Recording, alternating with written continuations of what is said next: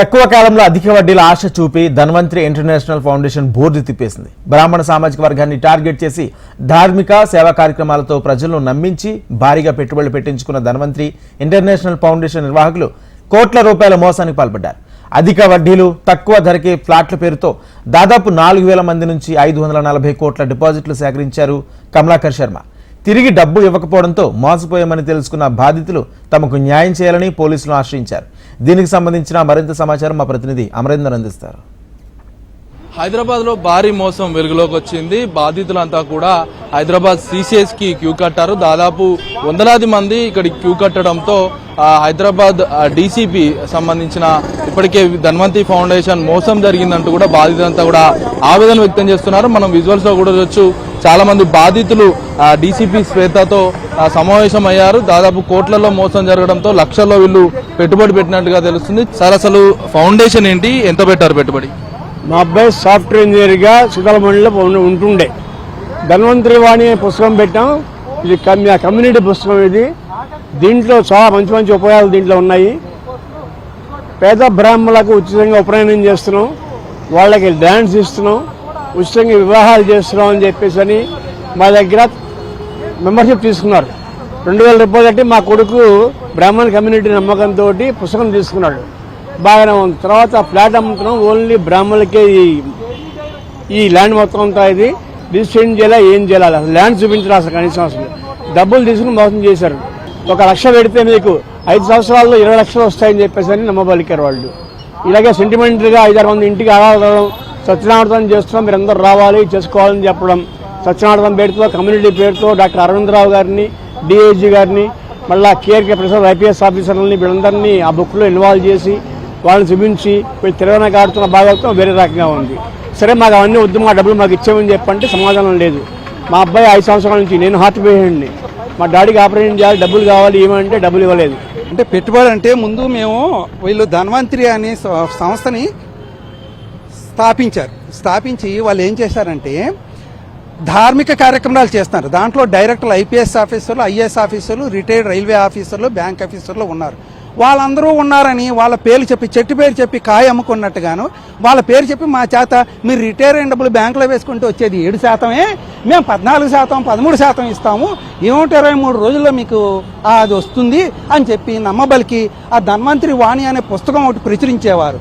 ఆ పుస్తకం తీసుకుని దాంట్లో ఫోటోలు చూపించి, అంటే సామూహిక ఉపనయనాలు, సామూహిక వివాహ వేదికలు, లేకపోతే ఇంకేవో పూజలు ఇవన్నీ చేస్తున్న చూపించేసరికి బ్రాహ్మణులుగా మేమేంటి, ఆ హిందూ ధర్మాన్ని ప్రకారం ఏంటంటే ఏదో జరుగుతుంది, మంచి చేస్తున్నాడు, ఒక బ్రాహ్మడు ఇంత చేస్తున్నాడు, మనం పెట్టుబడి పెడితే మనం మోసం చేయడలే బ్రాహ్మడు అనే ఉద్దేశంతో దీంట్లో జాయిన్ అయ్యి పెట్టుబడులు పెట్టామండి.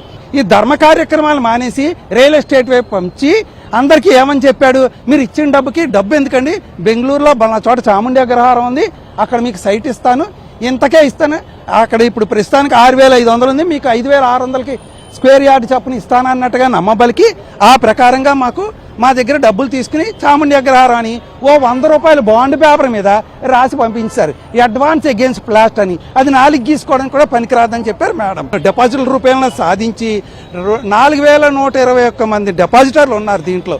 ఆ డిపాజిటర్ల దగ్గర ఈ డబ్బంతా తీసుకుని ఇలా రియల్ ఎస్టేట్లో పెట్టేసి ఒక్కసారి ఎవరు ఫోన్ చేసినా, కొంతమంది డిపాజిటర్లు 1,50,3 కోట్లు పెట్టిన వాళ్ళు అవసరం వచ్చి హాస్పిటల్లో ఉండి దగ్గరికి వస్తే కనీసం ఇంటర్వ్యూ ఇవ్వలేదు, వాళ్ళని అసలు ఎవరు లెక్క చేయకుండా పంపించాడు. ఇవన్నీ మేము బాధలు వచ్చి సిసిఎస్లో చెప్పుకుంటే వాళ్ళు ఏం చేశారంటే ఆరా తీసి బ్యాంకు లావాదేవీలు చూసి ఓ నిజంగానే ఇది జరిగింది అని ఇతను మేము ఇచ్చిన డబ్బుని 21 సంస్థల పేర్ని, డూప్లికేట్ సంస్థల పేర్ని ఓపెన్ చేశాడు. నేను 5 లక్షలు పెట్టాను. ఎలా పెట్టారు అసలు? ఇంటికి వచ్చి పెద్ద పెద్ద ఐఏఎస్, ఐపీఎస్లు, ఎన్ఆర్ఐల పేర్లు పుస్తకంలో చూపిస్తే మేము ఏంటనుకున్నామంటే ఇంత పెద్ద పెద్ద వాళ్ళు హైలీ ఇంటలెక్చువల్ పర్సన్సే ఇందులో డబ్బులు మొదలు పెట్టారు కదా, మన డబ్బుకి సేఫ్, ఎందుకంటే అంత పెద్ద ఇంటలెక్చువల్స్ ఇందులో మెంబర్స్గా ఉన్నారంటే, ట్రస్టీలుగా ఉన్నారంటే దీనికి ఏమి మోసం జరగదనే నమ్మకంతో మేము పెట్టేసాం. బేసికల్గా సామాజిక వర్గం ఆధారంగా ఆయన వచ్చాడండి. మేము బ్రాహ్మణం కాబట్టి పూజలు చేస్తాము, ఉపనయనాలు చేస్తాము, వాళ్ళకి ఉచిత పేద విద్యార్థులకు ఉచిత కాసులు ఇస్తామని చెప్పేసి ఒక కమ్యూనిటీ పరంగా అందరినీ ఏకం చేసి మీకు అధిక వడ్డీకి ఆశ చూపి నేనైతే వ్యక్తిగతంగా 9 లక్షలు పెట్టానండి. మా సిస్టర్ పెట్టారు, మా అన్నయ్య గారు రిటైర్మెంట్ అయిన డబ్బులన్నీ పెట్టారు.